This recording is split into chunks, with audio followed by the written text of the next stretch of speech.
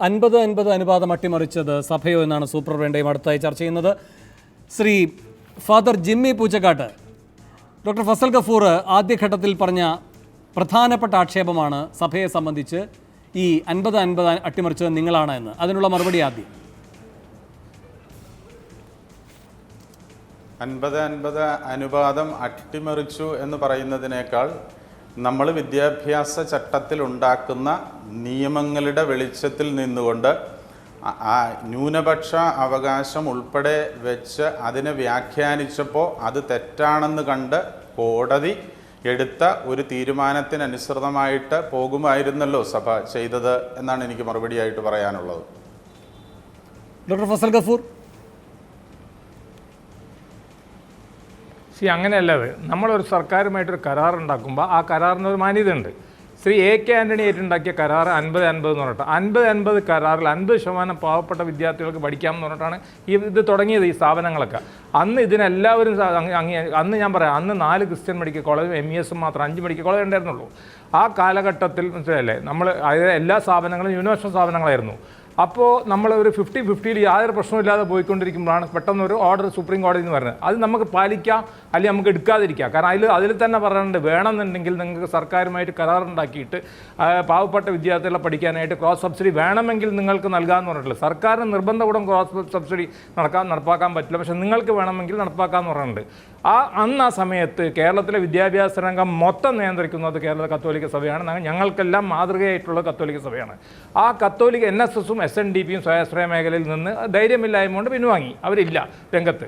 അപ്പോൾ ആ സമയത്ത് അന്ന് കത്തോലിക്ക സഭ ന്യായപൂർവ്വമായിട്ടുള്ളൊരു തീരുമാനം എടുക്കുകയായിരുന്നെങ്കിൽ ഇന്നുള്ള ഈ പ്രവണതകളൊക്കെ ഇല്ലാതാവുമായിരുന്നു. ഒന്ന്. രണ്ടാമത്, മറ്റുള്ളവർക്ക് ഭീഷണിപ്പെടുത്താൻ, പ്രത്യേകിച്ച് ഞാൻ പറഞ്ഞല്ലോ മുസ്ലിം മാനേജ്മെൻറ്റുകൾ, അവരൊന്നും മുസ്ലിമൊന്നുമല്ല, അവരെല്ലാം എന്താ പറയുക, നാംദാരി മുസ്ലിമുകളാണ്. ആ കോളേജുകൾക്കെല്ലാം രംഗത്ത് വന്നിട്ട് ന്യൂനപക്ഷ പദവി നേടിക്കൊണ്ട് 100-100 സീറ്റ് കച്ചവടത്തിനായിട്ട് ഏറ്റെടുക്കാനായിട്ടുള്ള സാഹചര്യം ഉണ്ടാക്കിയത് സഭയുടെ ആ നിലപാടാണ്. ആ സഭ അന്നൊരു ഉറച്ചൊരു നിലപാടെടുത്തിട്ട് സർക്കാരുമായിട്ട് കരാറിൽ ഏർപ്പെടുകയും ഒരു ദീർഘകാലം ഈ ചർച്ചയുടെ ഗതി പോകുന്നത് പിണറായി പറഞ്ഞതും ഡോക്ടർ ഫസൽ ഗഫൂർ മുന്നോട്ട് കൊണ്ടുപോകുന്നതുമൊക്കെ സഭയാണ് ഇതിൽ ആദ്യം മുതൽ അബദ്ധം കാണിച്ചിട്ടുള്ളത്, അല്ലെങ്കിൽ ഈ രംഗം നല്ല രൂപത്തിൽ പോകുമായിരുന്നു എന്നാണ്. ഒറ്റക്കാരും കൂടി ശ്രീ CR, ഇവിടെ ഡോക്ടർ ഫസൽ ഗഫൂർ പാതിയിൽ പറഞ്ഞു വെച്ച ഇതിൻ്റെ ബാക്കി കൂടിയാണെന്ന് പറയാം. അദ്ദേഹം പറയുന്ന ഒരു നല്ല പ്രയോഗവും ഉണ്ടായിരുന്നല്ലോ, നാമധാരി മുസ്ലിങ്ങളാണിപ്പോൾ ഈ അവകാശവും ഉന്നയിച്ചുകൊണ്ട് ഈ മേഖലയിൽ തെറ്റായ പ്രവണതകൾ വാഴിച്ചുകൊണ്ടിരിക്കുന്നത് എന്ന്. കുറേ കൂടെ വിപുലമാണ് ഡോക്ടർ ഫസൽ ഗഫൂർ ചൂണ്ടിക്കാട്ടുന്ന സൂചനകൾ. ഇപ്പോൾ ആസാദ് മൂപ്പൻ ഒരു ഉദാഹരണം, അൽ-അസർ മൂസക്ക, 2 പേരുകൾ പറയുകയാണ്. ഇവർ ഈ സ്ഥാപനങ്ങൾ നടത്തുന്നുണ്ട്, വിദ്യാഭ്യാസ സ്ഥാപനങ്ങൾ. അതിൻ്റെ പിന്നിൽ എന്താണ്? ഈ മിഷണറിമാരെ പോലെ പ്രത്യേകമായൊരു താല്പര്യമാണോ? അല്ലെങ്കിൽ MESനെ പോലെ ഈ കാര്യത്തിലുള്ള മാതൃകാപരമായ പ്രവർത്തനത്തിലേക്ക് അതുപോലെ തന്നെ പ്രചോദിപ്പിക്കപ്പെട്ട് വന്നവരാണോ? അല്ല. ഇതൊരു പബ്ലിക് ട്രസ്റ്റ് അല്ല, ഇതിന് നികുതിയുടെ ഒരുപാട് ആനുകൂല്യങ്ങൾ കിട്ടുന്നുണ്ട്. ഈ രംഗത്തേക്ക് ഇവർ വരുന്നതിൻ്റെ ഒരു പ്രധാനപ്പെട്ട കാരണം ഇവരുടെ കള്ളപ്പണം വെളുപ്പിക്കലിൻ്റെ ഭാഗമായിട്ടല്ല എന്ന് എങ്ങനെ പറയാൻ കഴിയും? അത്തരം ആക്ഷേപങ്ങൾ ഉയരുന്നുണ്ട്. ഇപ്പോൾ ഭൂമി വാങ്ങുന്നു, ആ ഭൂമി ഇപ്പോൾ 1 കോടി രൂപയ്ക്കാണ് വാങ്ങുന്നത് എങ്കിൽ അതിന് ഒരു 20 ലക്ഷം രജിസ്ട്രേഷൻ്റെ ചിലവായേക്കാം.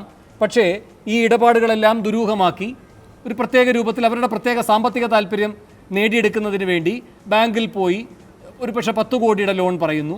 അതിനനുസരിച്ച് ഈ പറയുന്ന കള്ളപ്പണ ഇടപാടുകൾ വെളുപ്പിക്കാനുള്ള സാധ്യതകൾ ആരായുന്നു. അതിന്മേൽ പിന്നെ അമിത ലാഭം കൊയ്യാനുള്ള സാധ്യതയായി ബാക്കി എല്ലാ കച്ചവടവും നടക്കുന്നു. ഇവിടേക്ക് കടന്നുകൂടിക്കൂടെ? സർക്കാരിന് നിയന്ത്രിക്കാൻ താല്പര്യമുണ്ട് എങ്കിൽ, ബോധ്യമുണ്ട് എങ്കിൽ സമുദായങ്ങളെ കടന്നു പിടിച്ചു എന്ന ആക്ഷേപം വരില്ലല്ലോ. ഇപ്പോൾ ഈ P. ബിജു ഒക്കെ ചൂണ്ടിക്കാട്ടുന്ന നാളെ ഇത് ആകെ കൂടി കുഴപ്പമാകും എന്നൊരു പ്രശ്നം സാമുദായികമായി ഉണ്ടാകും എന്ന ആശങ്ക സർക്കാരിന് വേണ്ടല്ലോ. എന്തുകൊണ്ടുണ്ടാകുന്നില്ല? അല്ല, ഇവിടെ തന്നെയാണ് പ്രശ്നം. വേണോ ഇത് സർക്കാരുകൾ, രാഷ്ട്രീയ കക്ഷികൾ വളരെ തന്ത്രപരമായി ഈ ന്യൂനപക്ഷ ഇനാംദാർ കേസ് അല്ലെങ്കിൽ TMA കേസ്, ഈ കേസുകളൊക്കെ വളരെ സമർത്ഥമായി വിധികൾ ഉപയോഗിക്കുക, വക്കീലന്മാർ ചെയ്യുന്ന ഒരു രീതിയാണത്. ആ രീതിയാണ് ഇവിടെ സർക്കാരുകളും രാഷ്ട്രീയ കക്ഷികളും തുടരുക. ഇപ്പോൾ വേണു ചോദിച്ച വളരെ കൃത്യമായ ചോദ്യം, അത് ഇപ്പോൾ അല്ലെങ്കിൽ ഫസൽ ഗഫൂർ പറഞ്ഞത്, എങ്ങനെയാണ് ഒരു വ്യക്തി നടത്തുന്ന സ്ഥാപനം ഒരു മതന്യൂനപക്ഷത്തിൻ്റെ അവകാശം കിട്ടുക? ഏതർത്ഥത്തിൽ, ഏത് കോടതിയുടെ വിധിയിലാണ് അങ്ങനെ വന്നിട്ടുള്ളത്? അയാൾ മതന്യൂനപക്ഷക്കാരനാണ് എന്നതുകൊണ്ട് ഒരു മതന്യൂനപക്ഷത്തിൻ്റെ അവകാശം അതിനകത്ത് കിട്ടുന്നില്ല.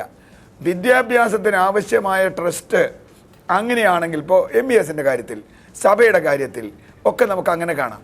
ഇവർക്ക് ഒരു അവകാശമില്ല. ഇവിടെ രാഷ്ട്രീയ താല്പര്യം, ഇപ്പം നേരത്തെ വേണു പറഞ്ഞ പല പേരുകളും ഇടതു വലത് മുന്നണികൾക്ക് ഒരുപോലെ താല്പര്യമുള്ള ആളുകളാണ്. വെറുതെ അങ്ങനെയൊന്നും പോവില്ല, അത് തൊടില്ല, ഒരു മുന്നണിയും അവരെ തൊടില്ല. ഇപ്പോൾ പല എഞ്ചിനീയറിംഗ് കോളേജും മെഡിക്കലിൻ്റെയും വിഷയങ്ങൾ വരുമ്പോൾ നമ്മളിപ്പോൾ അതിൽ മർമ്മത്തിലാണ് തൊടുന്നേ. അതുകൊണ്ടാണ് ഇത് മുൻപോട്ട് പോകാത്തത്. ഈ 50-50 എന്നുള്ള വാക്ക് തന്നെ ഫസൽ ഗഫൂർ പറഞ്ഞവരെ വളരെ സുന്ദരമായ വാക്കൊന്നുമാണെന്ന് ഞാൻ വിചാരിക്കുന്നില്ല. അതിനൊരു വളരെ വൃത്തിയായിട്ട് അർത്ഥമുണ്ട് 50-50ക്ക്. ആ അർത്ഥവും കൂടി ഇതിനകത്തുണ്ട്. കാരണം അങ്ങനെയാണ് പിന്നെ പോയ 50-50. ആദ്യം പറഞ്ഞ 50 അല്ല, പിന്നെ നമ്മൾ കണ്ടത് വേറെ തരം 50-50ആണ്. ആ 50-50 എന്ന് പറഞ്ഞാൽ നീ കൊള്ളയടിച്ചോ 100, 50 എനിക്ക് തന്നാൽ മതി, നമ്മൾ തമ്മിൽ അഡ്ജസ്റ്റ്മെൻറ്റാണ്. ഇവിടെ നടത്തുന്ന സ്ഥാപനങ്ങളിൽ ബഹുഭൂരിപക്ഷവും ഒരു സംശയവും വേണ്ട, കള്ളപ്പണം വെളുപ്പിക്കലോ ലാഭമുണ്ടാക്കലോ കൊള്ളയടിക്കലോ ഒക്കെ തന്നെയാണ്. അതുകൊണ്ട് ഒരു വിദ്യാഭ്യാസ താല്പര്യവും ചരിത്രപരമായി ഇവർക്കില്ല. വെറും കച്ചവടം, ഹോട്ടൽ നടത്തണോ, കല്യാണ പന്തൽ മറ്റേ ഹോള് നടത്തണോ, അല്ലെങ്കിൽ ബാറ് നടത്തണോ, ഏതാണ് കൂടുതൽ എളുപ്പം ലാഭം എന്നുണ്ടെങ്കിൽ അതിലേക്ക് പോകുന്ന തരത്തിലേക്ക് വിദ്യാഭ്യാസത്തെ കൊണ്ടുപോയി അതിന് തടയിടാൻ ഒരു ഗവൺമെൻറ്റിനും കേരളത്തിൽ കഴിഞ്ഞില്ല. ഇപ്പോൾ ബിജു സമരം ചെയ്തിട്ടുള്ള ആളാണ്, എനിക്കറിയാം. പക്ഷേ സമരം ചെയ്തിട്ടൊന്നൊരു കാര്യം ഉണ്ടാവില്ല. കാരണം എന്താ വെച്ചാൽ സർക്കാരുകൾ രാഷ്ട്രീയ കക്ഷികൾ നിയന്ത്രിക്കുന്നതാണ്. അവർക്ക് ചില മർമ്മങ്ങളൊക്കെ അറിയാം, എല്ലാവർക്കും അറിയാം. അതുകൊണ്ട് ആരും തൊടില്ല. വേണു ചോദിച്ച മാതിരി ഒരത്ഭുതം, മുഖ്യമന്ത്രി എന്ത് പ്രസംഗിച്ചാലും ഇതിൽ ഒരു വ്യത്യാസം ഉണ്ടാവില്ല. ഇപ്പോൾ ക്രൈംബ്രാഞ്ച് അന്വേഷിക്കുമെന്നൊക്കെ പറഞ്ഞു. ഞാൻ എൻ്റെ ചോദ്യം, ആദ്യത്തെ ചോദ്യം, മനുഷ്യാവകാശ ലംഘനങ്ങൾ നടക്കുന്ന ഒരു കോളേജിലെന്ന് ഇപ്പോഴാണോ നമ്മുടെ സമൂഹം അറിയുന്നത്? അങ്ങനെയാണോ? നിയമപരമായി പ്രവർത്തിക്കണം. പണ്ട് രാജ്യത്ത് നടന്ന അനാചാരങ്ങൾക്കെതിരെ പ്രവർത്തിച്ചത് നിയമപരമായി മാത്രമല്ല, നിയമം പിന്നെ ഉണ്ടായത്. അൺടച്ചബിലിറ്റിക്കെതിരെ, വഴി നടക്കുന്നതിനൊക്കെതിരെ നിയമം ഉണ്ടായത് പിന്നെയാണ്. ആദ്യം ആ തെറ്റുകൾക്കെതിരെ സാമൂഹ്യമായ ശക്തികൾ ഉയരണം. ഇപ്പം നിങ്ങളെല്ലാവരും പറഞ്ഞാൽ ചെയ്യാമെന്ന് ബിജു പറഞ്ഞു. നമ്മളെല്ലാവരും പറഞ്ഞാൽ പോരാ, എല്ലാവരും തന്നെ പറയണം. പറയിക്കേണ്ട ജോലിയാണ് സാമൂഹ്യ വിപ്ലവം. പക്ഷേ ചൂണ്ടിക്കാട്ടിയ രജനീയസ് ആനന്ദിന്റെ ഘട്ടവും ഇപ്പോൾ ഈ പറയുന്ന ജിഷ്ണു പ്രണോയുടെ കാര്യവും വരുമ്പോൾ സർക്കാരുകൾ എല്ലാം ഒരേപോലെ പഞ്ചപുച്ഛമടക്കിയാണ് പ്രവർത്തിച്ചത് എന്ന് താങ്കൾക്ക് വിലയിരുത്താൻ കഴിയുമോ? അല്ല, പക്ഷെ ഇവിടെയാണ് വേണു പ്രശ്നം. രജനീയസ് ആനന്ദോ വിഷ്ണു പ്രണോയോ ഉണ്ടാകുമ്പോഴാണോ സർക്കാർ ഇതിൽ ഇടപെടേണ്ടത്? ഈ മനുഷ്യാവകാശ ലംഘനം അല്ലെങ്കിൽ തന്നെ ക്രിമിനൽ കുറ്റമാണ് ഇവിടെ നടക്കുന്ന. ആത്മഹത്യ വരുമ്പോൾ ആത്മഹത്യ അന്വേഷിക്കുന്ന അല്ലല്ലോ വിഷയം. ആത്മഹത്യ വരുമ്പോൾ എല്ലാവരും പത്രം പറയുന്നു, ആത്മഹത്യയല്ല. ഇപ്പോൾ ടോം എഞ്ചിനീയറിംഗ് കോളേജിലെ കാര്യം പറഞ്ഞു. പല എഞ്ചിനീയറിംഗ് കോളേജിലെയും പല മെഡിക്കൽ കോളേജിലെയും കഥകൾ ഇപ്പോൾ പുറത്തു വരുന്നുണ്ട്. എവിടെ ഇടപെടാത്തത്? എവിടെയും പറയുന്നില്ലല്ലോ. നിങ്ങൾ മാധ്യമങ്ങൾ എത്ര കഥകൾ കൊണ്ടുവന്നിട്ടുണ്ട്, എവിടെ എന്തോ ഇടപെടാത്തത്? ഒരാൾ മരിക്കുമ്പോൾ ക്രൈംബ്രാഞ്ച് അന്വേഷിക്കണം എന്ന് പറയുന്നതല്ല, അത് ശരി, ഞാൻ സമ്മതിച്ചു. പക്ഷെ അവിടെ പോരല്ലോ. ഈ മനുഷ്യാവകാശ ലംഘനങ്ങൾ നടക്കുന്നു എന്നറിയേണ്ട. അല്ലെങ്കിൽ എന്തിനാ സർക്കാർ അറിഞ്ഞില്ല, ഞങ്ങൾ കേട്ടില്ല, തെളിവില്ല, അങ്ങനെയാണെങ്കിൽ എന്ത് മനുഷ്യാവകാശ ലംഘനം നടക്കുമല്ലോ. ഇത്ര വ്യാപകമായല്ലേ ഇവിടെ നടക്കുന്നത്. ഇപ്പോൾ ഇത്രയും ഫീസ് വാങ്ങുന്നു. അപ്പോൾ ഫീസ് പരിശോധിക്കണമെന്ന് ബിജു ചോദിച്ചു എന്നോട്. പരിശോധിക്കണം. എന്തിനാ ഫീസ് വാങ്ങുന്നതെന്ന് ചോദിക്കണം. ഫീസ് ചോദ്യങ്ങളുണ്ട്. ഗവൺമെൻറ് അതിനൊക്കെ കൃത്യമായ അധികാരങ്ങളുണ്ട്. പിന്നെ ജെയിംസ് കമ്മിറ്റിയുടെ മുമ്പിൽ വന്ന പരാതികളെക്കുറിച്ച് എനിക്കറിയില്ല. ആ പരാതി വിജിലൻസിന് കൈമാറാമല്ലോ. അപ്പോൾ അതിൽ ഗുണമുണ്ടോ ദോഷമുണ്ടോ നിൽക്കട്ടെ, എന്തേ അത് പരിശോധിക്കാതിരുന്നത്? ഇപ്പോഴും ഞാൻ പറയുന്നു, 50-50 പ്രവേശനത്തിലും മാത്രമല്ല അഴിമതി നടക്കുന്നത്. അവിടെ കൊണ്ട് നമ്മൾ എല്ലാ സ്വാശ്രയ ചർച്ച അവിടെ അവസാനിക്കുക. 50-50 വേണോ 40-60 വേണോ എന്ന് അവസാനിക്കുക. അവിടെ അവസാനിക്കരുത് സ്വാശ്രയ ചർച്ച. അടുത്ത സ്വാശ്രയ ചർച്ച വരേണ്ടത് അതിൻ്റെ നിലവാരത്തിലേക്കും. AICTE മാത്രമൊന്നും എഞ്ചിനീയറിംഗ് കോളേജ് ഏൽപ്പിക്കേണ്ട. ഇവിടെ എന്തിനാ ടെക്നിക്കൽ യൂണിവേഴ്സിറ്റി ഉണ്ടാക്കിയത്? അവർക്ക് ചെയ്തൂടെ ഇതിൻ്റെ നിലവാര പരിശോധന? ചെയ്യാൻ പറ്റായിരുന്നില്ല. അവരാ സർട്ടിഫിക്കറ്റ് കൊടുക്കണേ. അവരെന്ത് നോക്കിയിരിക്കണേ? എന്താ ടെക്നിക്കൽ യൂണിവേഴ്സിറ്റി ഇവിടെ ചെയ്യണേ? എന്താ മെഡിക്കൽ യൂണിവേഴ്സിറ്റി ഇവിടെ ചെയ്യണേ? അതിലേക്കൊന്നും നമ്മൾ പോയാൽ വലിയ അബദ്ധങ്ങളുണ്ടാവും. ശരി, ഞാൻ ഒരു ഇടവേളയിൽ കൂടി പോകണം. ഇടവേളയ്ക്ക് ശേഷം ഞാൻ ശ്രീ NM പിയേഴ്സണിലേക്കും പ്രൊഫസർ ഫ്രാൻസിസ് കളത്തിങ്ങിലേക്കും വരാം. ഇടവേള.